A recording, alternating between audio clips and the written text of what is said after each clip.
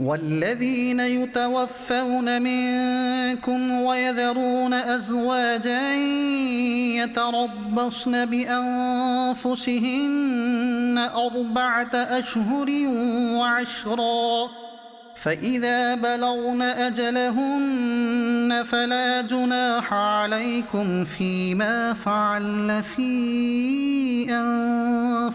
أنفسهن بالمعروف والله بما تعملون خبير। আর তোমাদের মধ্যে যারা মৃত্যুবরণ করে এবং তাদের স্ত্রীদের রেখে যায়, তখন ওই স্ত্রীরা নিজেদেরকে 4 মাস 10 দিন পর্যন্ত অপেক্ষায় রাখবে।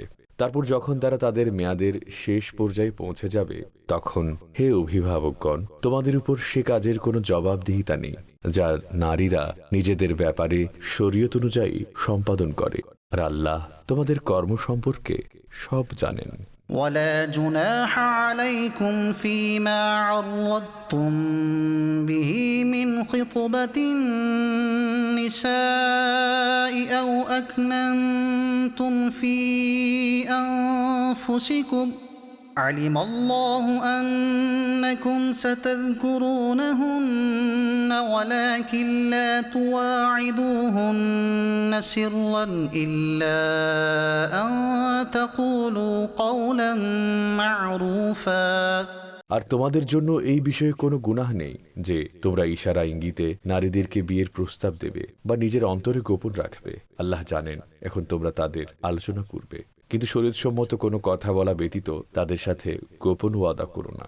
ولا تعزموا عقدة النكاح حتى يبلغ الكتاب أجله واعلموا أن الله يعلم ما في أنفسكم فاحذروه واعلموا أن الله غفور حليم।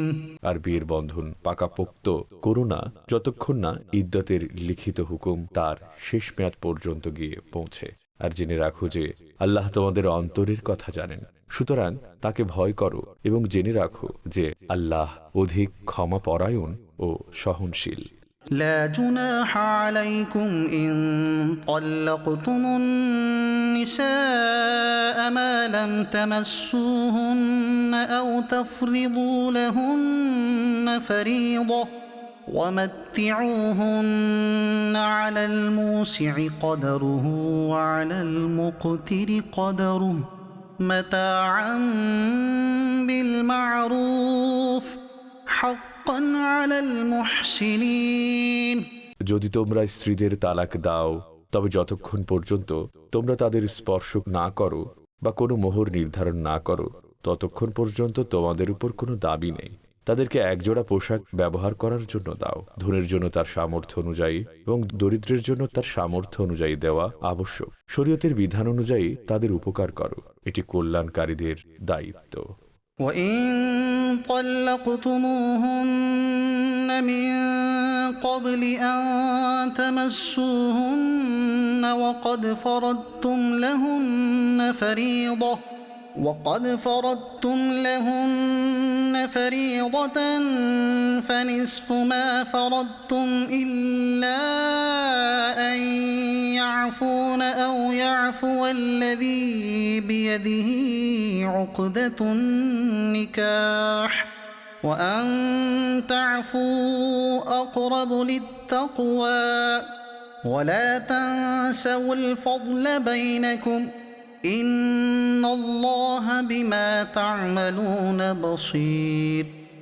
আর যদি তোমাদের স্ত্রীদের স্পর্শ করার পূর্বে তালাক দাও আর কিছু দেনমোহরও নির্ধারণ করো, তবে যতদিন নির্ধারণ করেছিলে তার অর্ধেক দেওয়া আবশ্যক। কিন্তু যা নারীরা ক্ষমা করে দেয় কিংবা বিবাহ বন্ধন যার অধিকারে তার স্বামীর অধিক দেওয়াটা ভিন্ন ব্যাপার। আর হে পুরুষেরা, তোমাদের বেশি দেওয়া খোদা ভীরুতার অধিক নিকটবর্তী। আর একে অপরের প্রতি অনুগ্রহ করা ভুলে যেও না, নিশ্চয় আল্লাহ তোমাদের কর্মসমূহ দেখছেন। حافظوا على الصلوات والصلاة الوسطى وقوموا لله قانتين فإن خفتم فرجالا أو ركبانا فإذا أمنتم فاذكروا الله كما علمكم ما لم تكونوا تعلمون সকল নামাজের ব্যাপারে যত্নবান হও, বিশেষ করে মধ্যবর্তী নামাজের ব্যাপারে, আর আল্লাহর দরবারে আদব সহকারে দাঁড়াও। অতঃপর যদি তোমরা ভীতিকর পরিস্থিতির সম্মুখীন হও, তবে পায়ে হেঁটে কিংবা আরোহী অবস্থায় যেভাবে সম্ভব নামাজ পড়ো। অতঃপর যখন নিরাপদ থাকো তখন আল্লাহকে স্মরণ করো, যেভাবে তিনি তোমাদেরকে শিখিয়েছেন, যা তোমরা জানতে না। والذين يتوفون منكم ويذرون أزواجا وصية لأزواجهم متاعا إلى الحول غير إخراج আর তোমাদের মধ্যে যারা মৃত্যুবরণ করে এবং স্ত্রীদের রেখে যায়, তারা যেন তাদের নারীদের জন্য ঘর থেকে বের না করে পুরো বছর পর্যন্ত ব্যয় নির্বাহের ব্যাপারে ওসিয়ত করে যায়। فإن خرجن فلا جناح عليكم فيما فعل في أنفسهن من معروف والله عزيز حكيم অতঃপর যদি তারা নিজেই বের হয়ে যায়, তবে তারা নিজেদের জন্য শরীয়ত সম্মতভাবে যা করে তাতে তোমাদের কোনো দায়বদ্ধতা নেই, আর আল্লাহ মহান, প্রজ্ঞাময়। وللمطلقات متاع بالمعروف حقا على المتقين كذلك يبين الله لكم آياته لعلكم تعقلون আর তালাকপ্রাপ্ত নারীদের জন্যও শরীয়তের নিয়ম অনুযায়ী খরচ রয়েছে, তা খোদা ভীরুদের উপর ওয়াজিব। আল্লাহ এভাবেই তোমাদের জন্য নিজের আয়াতসমূহ সুস্পষ্টভাবে বর্ণনা করেন, যাতে তোমরা বুঝতে পারো। ألم تر إلى الذين خرجوا من ديارهم وهم ألوف حذر الموت فقال لهم الله موتوا ثم أحياهم إن الله لذو فضل على الناس ولكن أكثر الناس لا يشكرون وقاتلوا في سبيل الله واعلموا أن الله سميع عليم হে হাবিব, তুমি কি ওই সকল লোকদের দেখোনি যারা সহস্রাধিক সংখ্যায় মৃত্যু ভয়ে নিজেদের ঘর থেকে বের হয়েছিল? তখন আল্লাহ তাদেরকে বললেন, মরে যাও। তারপর তাদের জীবিত করলেন। নিশ্চয়ই আল্লাহ মানুষের প্রতি অনুগ্রহশীল, কিন্তু অধিকাংশ লোক কৃতজ্ঞতা প্রকাশ করে না। আর আল্লাহর পথে যুদ্ধ করো এবং জেনে রাখো, নিঃসন্দেহে আল্লাহ সবকিছু শোনেন, জানেন।